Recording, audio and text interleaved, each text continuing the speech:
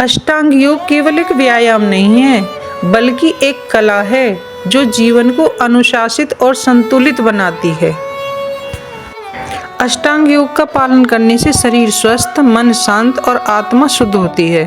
यह संपूर्ण व्यक्तित्व विकास में सहायक होता है और जीवन को सुखमय तथा सार्थक बनाता है। अगर मनुष्य इस योग को अपनाए तो न केवल व्यक्तिगत बल्कि सामाजिक स्तर पर भी सकारात्मक बदलाव आ सकते हैं। नवरात्रि पर्व पर हम सनातन संस्कृति की विशेष जानकारियाँ जैसे नवरात्र ऋतु परिवर्तन के समय ही क्यों मनाए जाते हैं, इनके क्या उद्देश्य हैं, इनसे हमें क्या क्या लाभ मिल सकते हैं, हमें कौन से पाठ करने चाहिए, हमें किन मंत्रों का जाप करना चाहिए, नवरात्रि में हम अष्टांग योग का लाभ कैसे लें।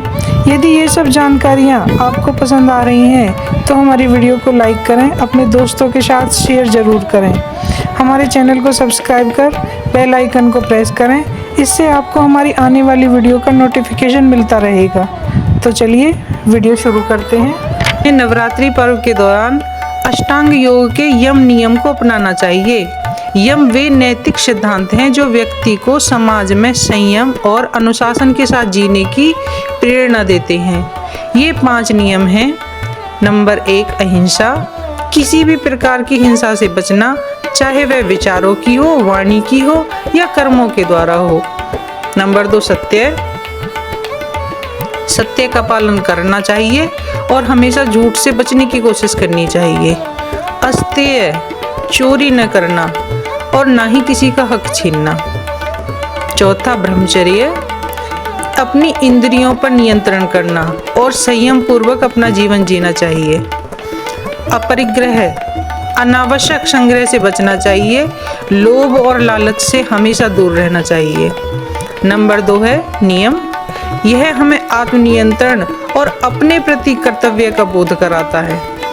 नियम वे व्यक्ति अनुशासन है जो व्यक्ति के भीतर आत्म विकास और शुद्धता लाते हैं। ये भी 5 प्रकार के होते हैं। पहला सोच, हमारी आंतरिक और बाहरी सफाई के लिए। दूसरा संतोष, हर परिस्थिति में हमें संतुष्ट रहना सिखाता है। तप हमें कठिनाइयों को सहन करने की शक्ति और आत्मनियंत्रण की शक्ति प्रदान करता है। स्वाध्याय, आत्मचिंतन, शास्त्रों का ज्ञान और हमारे आंतरिक ज्ञान, अंतर आत्मा के ज्ञान के लिए प्रेरित करता है।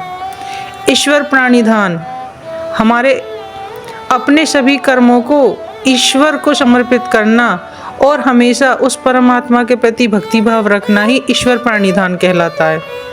नंबर 3 आसन, यह हमें शारीरिक स्थिति और स्वस्थता को बनाए रखने के लिए मददगार साबित होते हैं। आसन का अर्थ है ऐसी शारीरिक मुद्राएं जो शरीर को स्वस्थ रखने में मदद करती हैं और ध्यान में सहायता करती हैं। योग में कहा गया है स्थिर सुखामासनम, इसका अर्थ है जो मुद्रा स्थिर और सुखद हो वही आसन है। आसन करने से शरीर लचीला, मजबूत और स्वस्थ रहता है। नंबर 4 प्राणायाम, इस पर हम अपनी सांस के लेने और छोड़ने की गति पर नियंत्रण करना सीखते हैं। प्राणायाम का अर्थ है प्राण शक्ति यानी जीवन शक्ति। प्राण का नियंत्रण,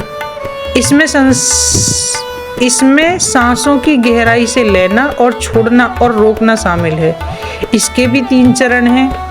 पहला पूरक, जिसमें हम सांस लेते हैं। दूसरा कुंभक, जिसमें हम सांस को अंदर रोकते हैं।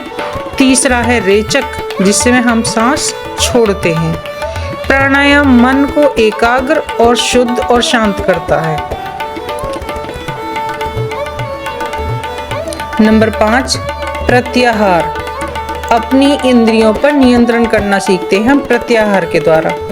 प्रत्याहार का अर्थ है अपनी इंद्रियों को बाहरी विषयों से हटाकर भीतर की ओर ले जाना। जब हमारी इंद्रियां बाहरी इच्छाओं में लिप्त हो रहती हैं तो हमारा मन अस्थिर रहता है। प्रत्याहार का अभ्यास करने से इंद्रियां मन के नियंत्रण में आ जाती हैं, जिससे ध्यान की उच्च अवस्था प्राप्त करने में हमें सहायता मिलती है। नंबर 6 धारणा, धारणा का अर्थ है एकाग्रता।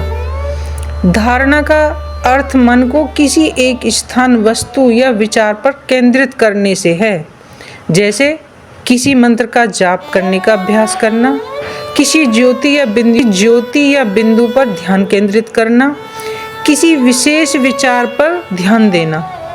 धारणा से ध्यान की उच्च अवस्था की नींव रखी जा सकती है। नंबर 7, ध्यान या गहन एकाग्रता। एकाग्र मन को एक जगह स्थिर रखना।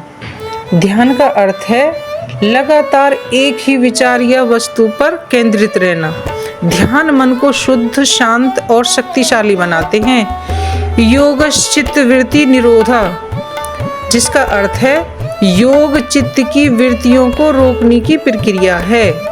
ध्यान करने से व्यक्ति आत्मज्ञान यानी अपनी अंतर आत्मा के ज्ञान को प्राप्त कर सकता है।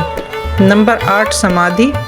समाधि एक ऐसी अवस्था है जिसमें कोई भी अपनी परम चेतना से साक्षात्कार कर सकता है। समाधि योग का अंतिम और उच्चतम चरण है, जिसमें साधक अपनी भौतिक अस्तित्व को भूलकर ईश्वर से एकाकार हो जाता है। समाधि भी 3 प्रकार की होती है। सविकल्प समाधि, जब साधक को ध्यान में विचारों में हल्की अनुभूति होती है, वह सविकल्प समाधि कहलाती है। निर्विकल्प समाधि, जब साधक पूरी तरह से विचार शून्य और शांत अवस्था में पहुंच जाता है, तो वह निर्विकल्प समाधि कहलाती है। धर्ममेघ समाधि, जब व्यक्ति सभी सांसारिक बंधनों से मुक्त होकर मोक्ष प्राप्त कर लेता है, तो वह धर्ममेघ समाधि में पहुंच जाता है। योग एक जीवन शैली है, न कि केवल एक व्यायाम। नवरात्रि केवल व्रत रखने और पूजा करने का पर्व नहीं है, बल्कि यह आत्मिक, मानसिक और शारीरिक शुद्धि का एक पावन पर्व है। यदि इस दौरान अष्टांग योग के सिद्धांतों का पालन किया जाए, तो व्यक्ति स्वस्थ, शांत और आध्यात्मिक रूप से जागरूक बन सकता है। यह देवी की कृपा पाने का सबसे प्रभावी और उच्च तरीका है।